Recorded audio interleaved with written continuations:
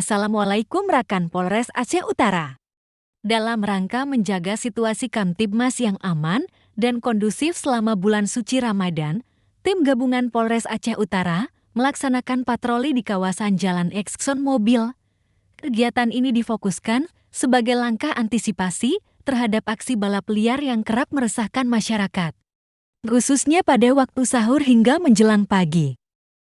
Selain melakukan patroli dan pengawasan, petugas juga memberikan imbauan secara humanis kepada para remaja dan pengguna jalan agar tidak terlibat dalam aktivitas yang membahayakan diri sendiri maupun orang lain.